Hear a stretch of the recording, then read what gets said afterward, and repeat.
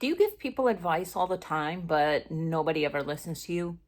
Matter of fact, they actually do the opposite of what you tell them to do, and you're just like, why didn't you listen to me? Well, this video is for you. Look at me.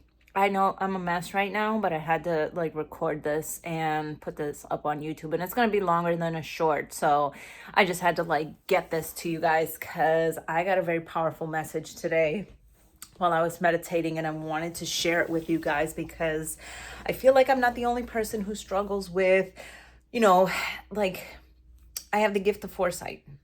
And a lot of people who give great advice that nobody listens to is because they have the gift of foresight. And something that you have to understand about the gift of foresight is that not everybody has earned the ability to hear the message. I'm going to say that again.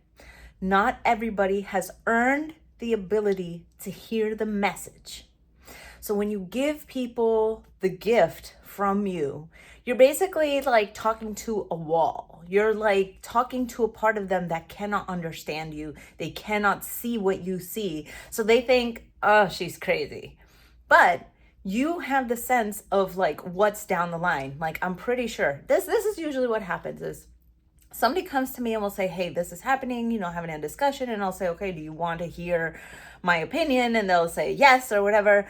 And I will tell them exactly what's going to happen. I'll tell them exactly what they need to do. I will tell them exactly the way that it's going to play out. And then they don't do it. And then you know what happens? It plays out exactly how I told them it was going to happen. I told them the consequences that was going to happen, and it happens like that. And then they don't even piece apart the fact that I just told them. They don't even see that they were told what was happening. And I don't fancy myself as the best communicator, but I know that when I'm giving people the gift of foresight, when I'm telling them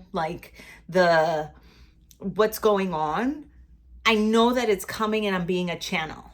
I know that it's coming through 100%, that it's not my own words, that I'm telling them from a place of spiritual wholeness. So what do? Here's the entire layout of what happens, okay? So first, don't give everybody your advice, okay? That's first and foremost.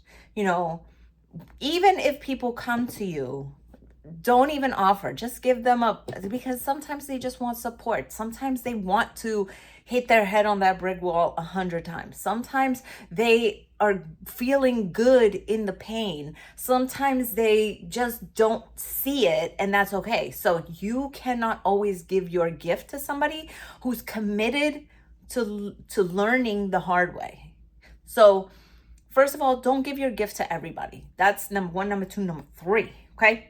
Next, let's say somebody does come to you and for some reason you have a very strong urge to tell them, okay? You have to check that they want to hear the truth. And this is really hard because what I have found is that the people who do hear me are the people who are deep in their spiritual work, who are doing deep work, who are really digging into the muck of their life. And so when you're telling people this, you have to really discern, okay, they say they want to hear it, but what level are they at? Are they somebody who don't even have any sort of self-knowledge or self-awareness? Yeah, it's probably going to fall on deaf ears. Is it somebody who is casually doing, self-improvement or self-investigation? They might also be there. Okay, I mean, you can give it to that person, but just be wary. And then finally is the person who has zero self-awareness. Actually, that was the first person. So the last person would be somebody who's deep into there. So they are actually great because they will take your information and they will integrate it in their world. They will integrate it into whatever it is that their system allows them to. And that's actually a good thing because it'll work out positively for them. Ooh, phone fell. It'll work out positively for them, even if they don't implement it in the way that you told them to. Now, how come? I'm going to get to that at the end. Okay, so that's the second piece, is trying to discern who this person is and whether they have merited the ability to hear what I'm saying. Now, Let's say, for instance, that yes, you find somebody and like they're midway through and you're like, okay, I'm going to tell you the way that it is. You have to let go of all sense of control, all sense of like, hey, I told them the truth, so be it. Let them go with God. Like, that's their journey, and detach from any outcome. Not take it personally, not take it to the heart, not take it to the head, not take it to anything. Okay? You gave the information and that's it. Two things to remember now. One is that you're planting a seed. When you tell the truth, when you tell the spiritual truth, when you tell them like, hey, this, you are part of their journey where they're starting to connect the dots. So that's why you can't take it personally, because you showed them what the input was and they saw what the output was because they actually like did the thing, right? They saw, oh, okay. So even if they don't say, oh, well, she was right, they're starting to see the pattern, like, and it might not be conscious on their part. That might happen like a year, 2, 10, 20 years down the line, because this might be the first time that they witnessed the pattern. So you're planting a seed. So don't take it to heart if they don't follow you, if they hit their head against the wall, if they crash, like, don't take it to heart, because you are just a part of their journey.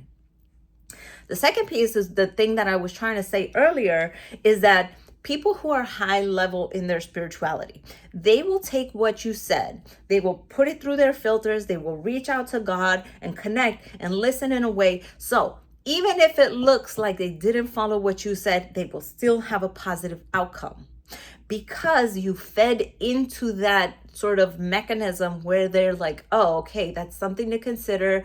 Maybe a piece of it works. Maybe that absolutely didn't work. Maybe 100% that works.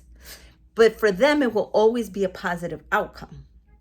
And that's just by definition, whenever you're doing spiritual work, mental work, psychological work, this deep shadow work, when you're doing that, everything, even if it's a bad outcome, is a good outcome. Now, you know what I'm talking about. And the irony of this entire video is that I don't think anybody's going to listen to me. Love you guys.